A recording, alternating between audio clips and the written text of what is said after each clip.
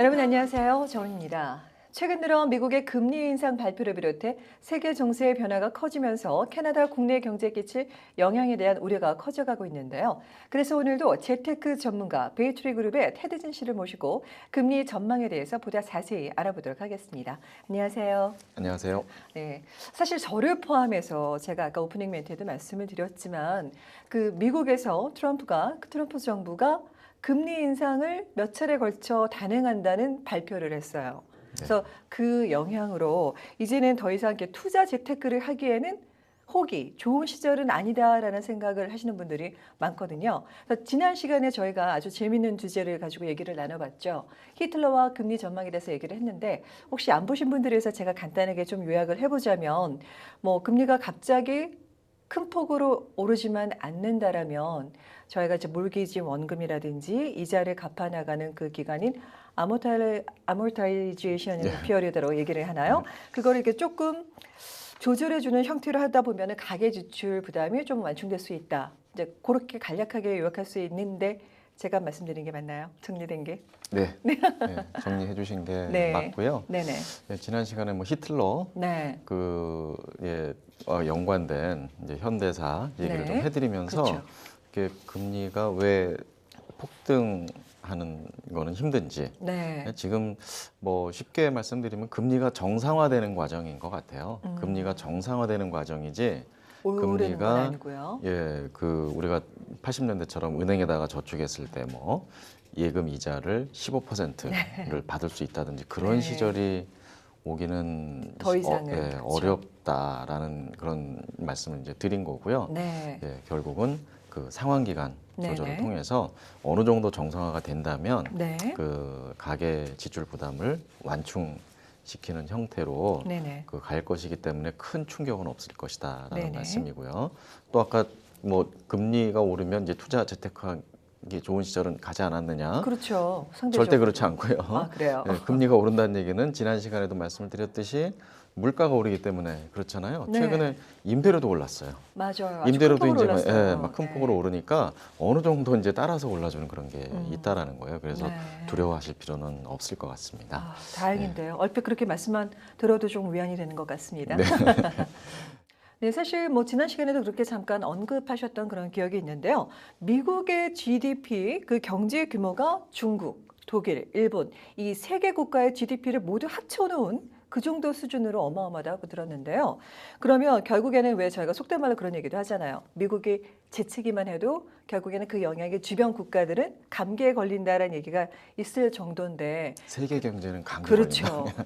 단 주변 국가뿐만이 아니라 네, 세계의 네, 네. 문제가. 근데 결국에는 그 얘기인 즉슨 저희가 주변 국가뿐만이 아니라 전 세계 국가가 긴장하지 않을 수가 없다는 얘기잖아요. 그렇죠? 네. 그러면 오늘 주제를 말씀해 주셨던 것처럼 트럼프와 금리 전망이라는 그 주제를 가지고 만약에 그 측면에서 본다라면 어떤 얘기가 될 수 있을까요? 네, 이제 뭐 지난 시간에 히틀러 네. 말씀을 드렸는데 오늘은 트럼프 얘기를 좀 드리면서 네. 이제 우리 금리 전망에 대해서 왜 우리가 그렇게 금리가 폭등하는 건 염려를 안 하셔도 되는지 좀 더 말씀을 드리면 네. 좋을 것 같고요. 이제 지금 트럼프 행정부가 들어서서 지금 활발히 지금 활동을 하고 있잖아요. 그렇죠. 많은 일들이 지금 많은 변화가 있죠. 일어나고 있죠. 네. 빠른 시일 내에. 네네. 많은 일들이 일어나고 급변하고 있는데 있습니다. 그 트럼프 그가 이제 꿈꾸는 게 이거잖아요. 제조업 부활이잖아요. 미국 그렇죠. 제조업 부활. 자국 경제를 살리는 네, 보호무역주의. 네. Make America Great Again. 네. 이거잖아요. Made in USA. 네, 네. 그 메이드 인 USA 시대를 다시 이제 네, 부활을 시키자. 부활시키겠다. 이제 그 얘기인데 네. 그 지난 시간에 말씀드렸던 것처럼 80년대 초고금리 상황, 금리 네. 폭등 상황에서 이제 미국이 계산하지 못했던 그것 중에 하나가 네. 미국의 제조업 기반이 그때 무너졌던 계기가 되기도 했다라는 네네. 거예요. 그 금리 폭등이요 하나의 네. 원인이 돼가지고 그 생각이 나시는지 모르겠는데 이제 우리가 어렸을 때는 메이드 인 USA 미제 하면은 뭐 따봉이었었어요, 그죠? 그렇죠. 미제다 그러면은 뭐 알아주던 그런 시절도 네, 있었는데 맞습니다. 그 대부분의 회사들은 대출을 받아가지고 그걸로 공장도 세우고 이렇게 그 사업을 영위를 하잖아요. 전부 자기 자본만 가지고는 하지 않잖아요. 그럼요. 근데 그 당시 이제 금리가 너무 이렇게 막 미친 듯이 올라가고 막 이러다 보니까 네. 많은 미국의 그 제조기업들이 네. 이제 문을 닫을 수밖에 없었던 네. 그런 상황이 됐고 이제 그 미국의 그 이제 그 제조업 기반이 무너지는 무너지고. 계기가 네. 됐던 그런 적이 있습니다. 네네. 그래서 생각을 해보시면 트럼프가 메이크 아메리카 그레이트 어게인 하면서 미국의 제조업 기반을 부활시키려고 하는데 여기서 그 미국의 그 기업들한테 찬물을 확 꼈는 그런 금리를 막 미친 듯이 올리는 그런 행동을 하겠냐라는 거죠. 네. 네? 그러기는 어려울 것이다라는 거고요. 근데 네. 미국 경제가 그 이제 뭐 세계 경제도 마찬가지고요. 그렇죠. 이제 지금 호조세입니다. 이제 4차 산업혁명에 네, 네. 힘을 입어가지고 세계 경제가 순풍에 돛을 듯이 가고 있는 상황이기 네, 때문에 네, 네. 이제 경제가 활성화되면은 결국은 물가 인상이 따라오게 되거든요. 그러면 이제 금리를 그 따라서 그때에 올릴 대해서는 수는 이제 조금씩 밖에 올린다는 거죠. 네, 없는데 그 정상화되는 수준으로 올릴 것이다. 네. 그 80년대처럼 막그 폭등을 하거나 이런 폭등하는 일은 수준은 아닐 것이다. 그런 말씀이죠. 네. 예. 그런 식으로 이제 저희가 전망을 할 수가 있겠군요. 그렇죠. 네. 예. 그거 말고도 몇 네. 가지 또 말씀드릴 수가 있을 것 같아요. 네, 예. 알겠습니다. 근데 사실 미국 기업들뿐만이 아니라 캐나다 기업도 마찬가지 영향을 받지 않을까라는 생각이 들어요. 그럼요. 네, 그리고 사실 뭐 기존에 뭐 지난번에 말씀하신 것처럼 뭐 80년대처럼 갑자기 금리가 큰 폭으로 인상이 돼서 비상식적으로 오른다면 제일 먼저 타격을 받는 거죠. 저희가 보기에도 부동산 시장은 이제 네. 당연히 패닉에 빠질 거고요. 네. 그것뿐만이 아니라 저희 같은 서민들이 느끼는 체감하는 생활 경제에도 커다란 영향을 미치지 않을 수가 없잖아요. 네. 네. 그럼 또 다른 포인트들이 어떤 것들이 있을까요? 네, 네. 그 이제 미국 그 제조업 기반을 부활을 꿈꾸는 상황에서 금리를 폭등시키기는 어려울 것이다. 네, 말씀하셨죠. 거기에 플러스 지금 미국에서 짊어지고 있는 국가 채무 규모를 한번 그 보면은 네. 또 그러니까 결국 지금 국가, 돌아가는 예, 빚을 말씀하시는 거죠? 예, 네. 미국의 나랏빚의 네네. 규모가 지금 그 당시하고 지금하고는 다르다라는 겁니다. 어떻게 다른가요? 지금 미국의 국가 채무 규모가요. 이제 네. 미국 뉴욕에 가보시면은 네. 내셔널 뎃 클락이라는 게 있어요. 뉴욕 시계를 맨하탄에. 말씀하시는 거죠? 예, 네네. 그 아주 빠른 속도로 지금 네. 돌아가고 있고요. 20조 달러를 넘어선 상황이에요. 그러니까는 한화 기준으로 뭐 2경이 훨씬 넘는 돈. 뭐 천문학적인 숫자라서 천문학적인 숫자죠. 뭐 감히 네 저희가 한번 느낄 100불짜리로 이렇게 쌓으면은 이게 그 마천루 빌딩 몇 개에 해당하는 막대한 그래요. 양의 그 이제 부채를 네. 미국이 짊어지고 있습니다. 그 미국이 그 돈을 찍어서 뿌리는 형태로 양적 완화 정책도 하지만 이제 빚을 내 가지고 또 경제를 살리는 그런 것도 하기 네. 때문에 지금 그걸 보시면은요. 네네. 어떻게 이해를 하시면 되냐면 가만히 앉아서 불쏘시개에다가 넣는 이자 비용이 또 천문학적이다. 이렇게 이해를 하실 수가 있어요. 그렇죠. 네, 쉽게 얘기하면 대한민국의 1년 예산 정도에 해당하는 그 막대한 그 정도의 자금을 규모의 매년 그냥 이자 비용으로 허공에 뿌리고 있는 거예요.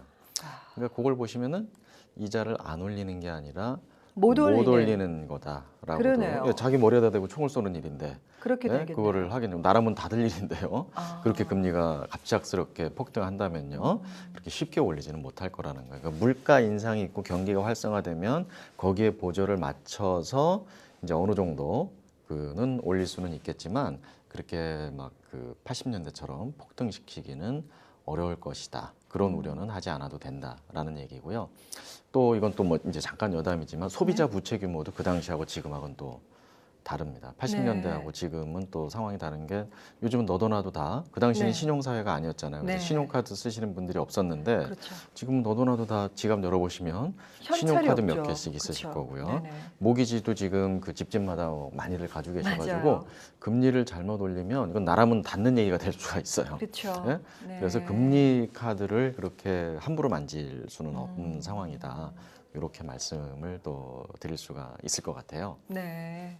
말씀하신 것처럼 지금 앞서 말씀하신 내용과 지금 맞물려서 계속 얘기해 주시는 것들이 이해가 되네요. 이제 네네. 말씀하신 것처럼 갑작스럽게 큰 폭으로 그냥 마구잡이로 올릴 수만은 없다란 서민 경제뿐만이 아니라 국가 경제에 그냥 곧바로 타격을 주는 일이기 때문에 함부로 그렇죠. 올리기는 자기 쉽지가 발등 않겠네요. 찍는 꼴이 될 수가 있다라는 거죠. 네. 예? 그래서 네네. 어느 정도 보조를 맞출 것이다. 네네. 근데 거기서 또 한 가지 네. 이 트럼프와 금리 전망에 대해서 네. 꼭 그 말씀을 드리고 싶은 게 뭐냐면 네. 트럼프는 잘 아시다시피 네. 부동산 개발업자입니다. 그렇죠. 예?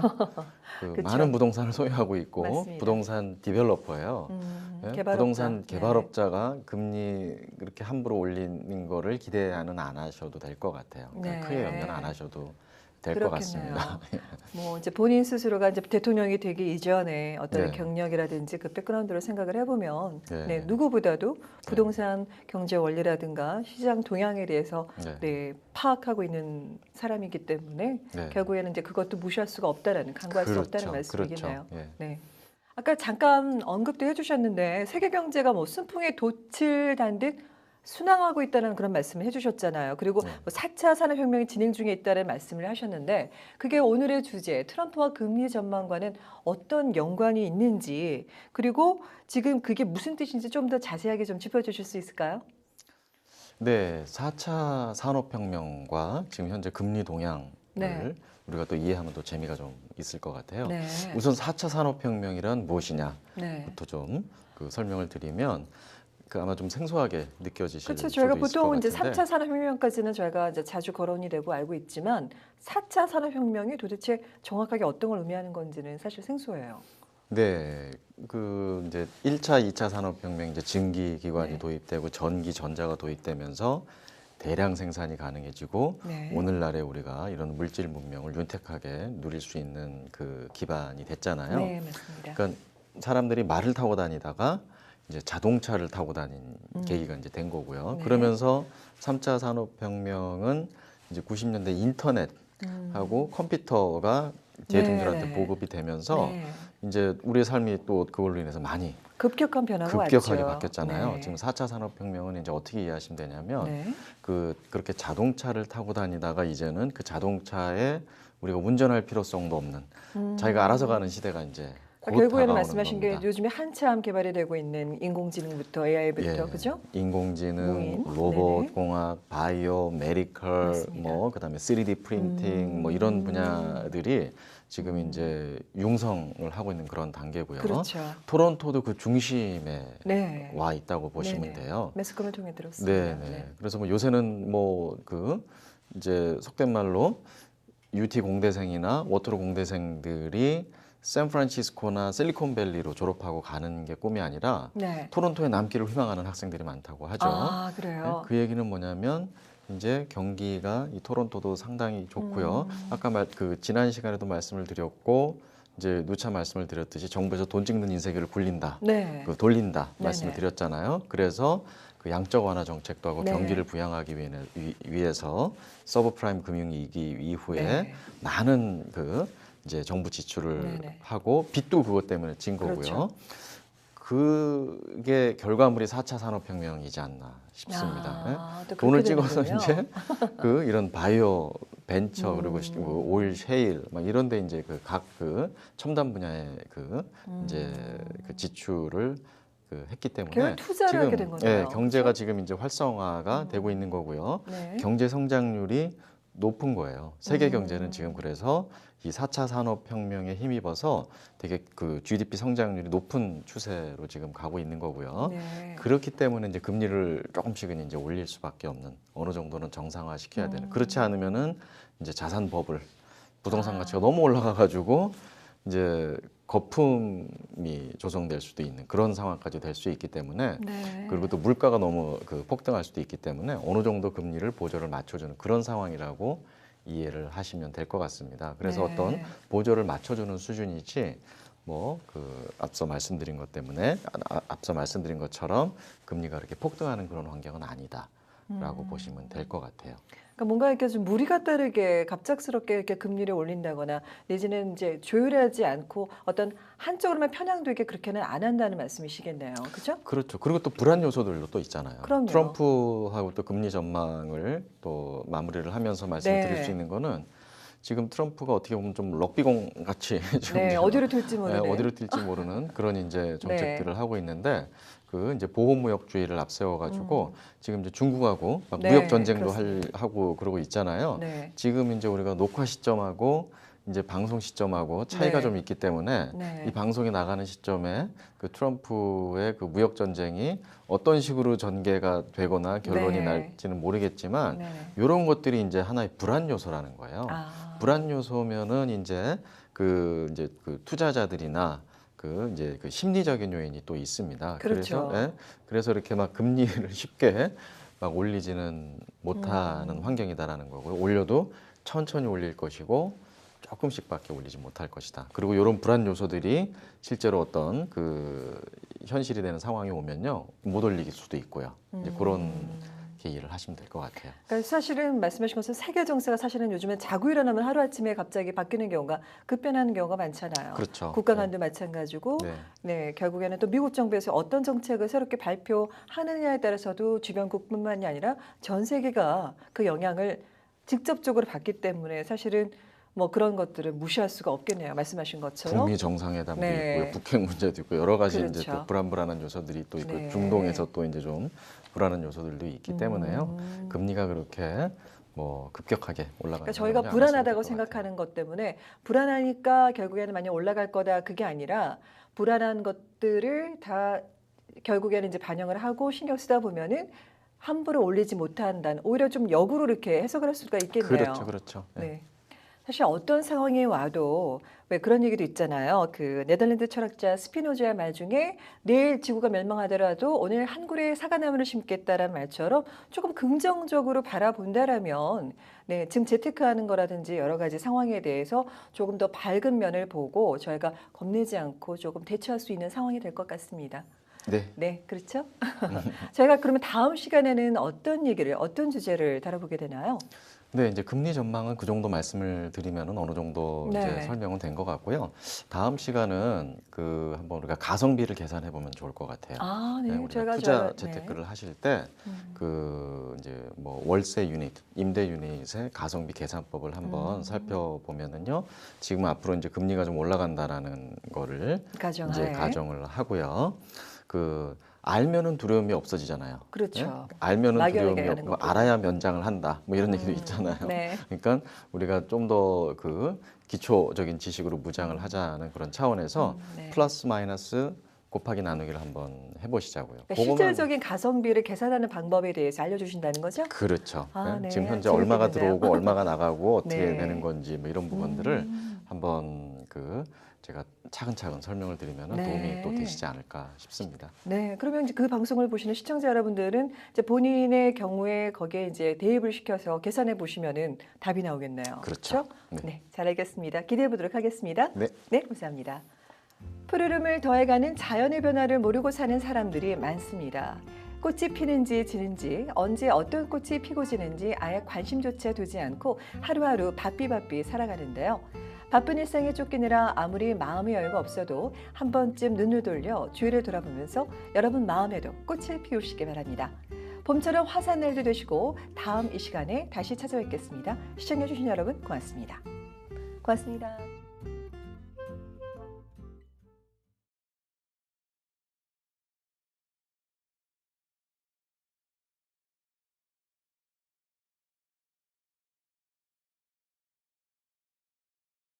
헤어 협찬 김은한 헤어살롱 제공입니다.